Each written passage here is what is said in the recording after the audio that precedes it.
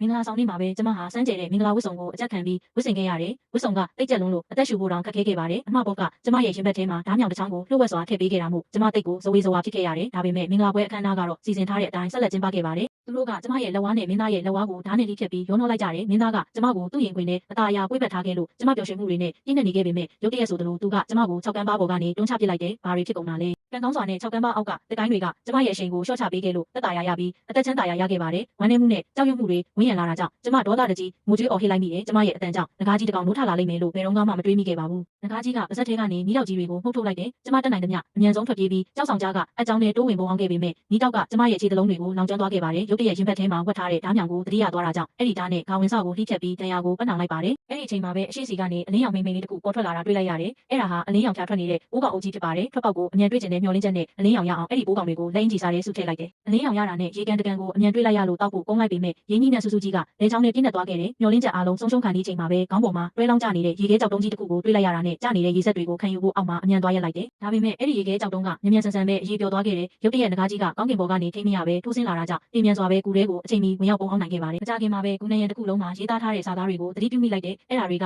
ကကျမလိုပဲဒီနေရာကိုထွက်ပြေးလွတ်မြောက်လာခဲ့ကြတဲ့အခြားမိန်းကလေးတွေခြံထားခဲ့တဲ့စာတွေများလား။အဲ့ဒီအချိန်မှာပဲခန္ဓာကိုယ်တစ်ခုလုံးစူးကနေနာကျင်သွားခဲ့တယ်။အလင်းရောင်ထွက်တဲ့ပိုးကောင်တစ်ကောင်ကကျမရဲ့တန်ရာကိုစားသုံးနေတာပါနာကျင်မှုကြားကပဲအဲ့ဒီပိုးကောင်ကိုတွန်းထုတ်လိုက်ပေမဲ့အံ့ဩစရာကောင်းတာကပိုးကောင်ရဲ့အရေးတွေကတန်ရာကိုတက်တာပြောက်ကင်းစေခဲ့ပါတယ်။ဒီတဘာဝဆေးဝါးကိုရရှိခဲ့လို့ဝမ်းသာသွားပြီးနောက်ကြောက်နေရမှာထုစစ်ထားတဲ့မြေပုံတစ်ခုကိုလည်းတွေ့ရှိခဲ့ပြန်ပါတယ်။မြေပုံအတိုင်းလိုက်သွားရင်တလင်းကြောက်ကူတစ်ခုစီရောက်ရှိသွားခဲ့တယ်။ခေါင်းပေါ်ကတောက်ပတဲ့အလင်းရောင်တွေကိုမော့ကြည့်လိုက်ရင်ခေါင်းဝင်ကိုအထက်ထက်ထိဖြက်ကလက်နဲ့ခြေထောက်တွေမှာတင်းတင်းကြပ်ကြပ်စီးနှောင်လိုက်တဲ့ထိုးနောက်စွန့်ပစ်ထားတဲ့တရက်ကူတစ်ခုကိုတလင်းကြောက်မှာချိတ်ပြီးအထက်ကိုစတင်သွားတက်ခဲ့ပါတယ်။အဲ့ဒီအချိန်မှာတော့မိစ္ဆာနဂါးကြီးကခြိုင်ဝမ်းအောက်ခြေအထိလိုက်လာခဲ့ပြီးဖြစ်ပါတယ်။တလင်းကြောက်ကရုတ်တရက်ကျိုးပဲသွားခဲ့ပေမဲ့ကံကောင်းစွာနဲ့အရှိန်ကိုထိန်းနိုင်ခဲ့ပြီးအထက်ကိုဆက်လက်သွားတက်ခဲ့ပါတယ်။နောက်ဆုံးမှာတော့ထိတ်ဆုံးစီရောက်ရှိသွားပြီးအလင်းရောင်စီလမ်းလျှောက်သွားခဲ့ပေမဲ့အဲ့ဒီအချိန်မှာပဲလုံးဝစိတ်ပြအားငယ်သွားခဲ့ရပါတယ်။လမ်းကအခြား6ကမ်းပါးတစ်ခုမှာပဲဆုံးသွားခဲ့တာမို့ဗာမင်းကလေးမှဒီနေရာကနေမလွတ်မြောက်နိုင်ပါဘူး။ဒါပေမဲ့အဲ့ဒီနောက်မှာပဲကျမရဲ့နာမည်ကိုခေါ်တန်ကြားလိုက်ရတယ်။အဲ့ဒါကျမရဲ့ညီမလေးရဲ့အတန်ပါသူတို့ကညီမလေးကိုပါရက်ကောင်အဖြစ်ခေါ်ဆောင်လာခဲ့တာလား။ကျမလာခဲ့တဲ့လမ်းအတိုင်းချက်ချင်းပြန်ပြေးခဲ့ပါတယ်။လမ်းတစ်လျှောက်အခြားမိန်းကလေးတွေခြံထားခဲ့တဲ့လက်နက်တွေကိုကောက်ယူခဲ့တဲ့သမင်ရှည်တွေကိုဖျက်တောက်ပြီးကျိုးအဖြစ်စစ်ကထောင်ချောက်တွေဆင်ခဲ့ပါတယ်။ပြန်ရောက်တဲ့အချိန်မှာငကားကြီးဟာညီမလေးကိုသက်ဆိုင်ရာလက်သေးတွေနဲ့အုပ်ကင်ထားပြီးဖြစ်နေပါပြီ။ငကားကြီးကိုဝေးရာစီဆွဲဆောင်ဖို့ထောင်ချောက်တွေကိုစတင်အသက်သွင်းလိုက်တဲ့ညီမလေးကိုကြောမှာပိုးပြီးအမြန်ဆုံးထွက်ပြေးခဲ့ပေမဲ့ငကားကြီးကမကြခင်မှာပဲလိုက်မိလာခဲ့ပါတယ်။အဲ့ဒီအချိန်မှာပဲလေနဲ့တဲတွေရဲ့အရက်မျက်နှာကိုပြောင်းလဲပေးနိုင်တဲ့ကြောက်တိုင်တစ်ခုကိုသတိထားမိလိုက်တဲ့ငကားကြီးကိုအဲ့ဒီကြောက်တိုင်စီဥတီသွားစေပြီးဒေါသထွက်အောင်ဇက်တိုက်ဆွပေးခဲ့တဲ့ငကားကြီးကမီးတောက်တွေမှုတ်ထုတ်လိုက်ပေမဲ့မီးတောက်တွေကသူ့စီကိုပဲတိုက်ရိုက်ပြန်လဲရိုက်ခတ်သွားခဲ့ပါတယ်။ငကားကြီးဟာပြင်းထန်စွာဒဏ်ရာရပြီးမြေပြင်ပေါ်လဲကျသွားခဲ့ပေမဲ့ကျမကိုနှောင်ပြုံးပြုံးပြီးကျမရဲ့သွေးတွေဟာဘယင်ဖြစ်တဲ့ကျမဖေရဲ့သွေးတွေလိုပဲဆက်ဆုပ်ဖွယ်ကောင်းလာတယ်လို့ပြောလိုက်ပါတယ်။ဘယင်ဟာငကားကြီးရဲ့ကလေးငကားသုံးကောင်ကိုရဲရဲဆက်ဆက်တက်ဖြတ်ခဲ့ဘူးတာမို့ငကားကြီးကိုတော့မဟုတ်ဒေါသထွက်စေခဲ့တာပါ။ငကားကြီးကိုကြောက်ရွံ့တာကြောင့်ဘယင်ဟာလျှော်ကြေးအဖြစ်နှစ်စဉ်မင်းသမီး3ပါးစေလွတ်မယ်လို့ကတိပြုခဲ့ပေမဲ့မင်းသမီးအစားအပြစ်မဲ့တဲ့တာမန်မိန်းကလေးတွေကိုလှည့်ဖျားပြီးရက်ကောင်အဖြစ်စေလွတ်နှက်ခဲ့တာဖြစ်ပါတယ်။ကျမဟာလှိဖြတ်ထားတဲ့လက်ဝါးကိုငကားကြီးစီထုတ်ပြလိုက်ပြီးကျမဟာဘယင်ရဲ့သမီးမဟုတ်ကြောင်းပြောပြလိုက်တယ်။ငကားကြီးရရှိခဲ့တဲ့သွေးနဲ့ဟာ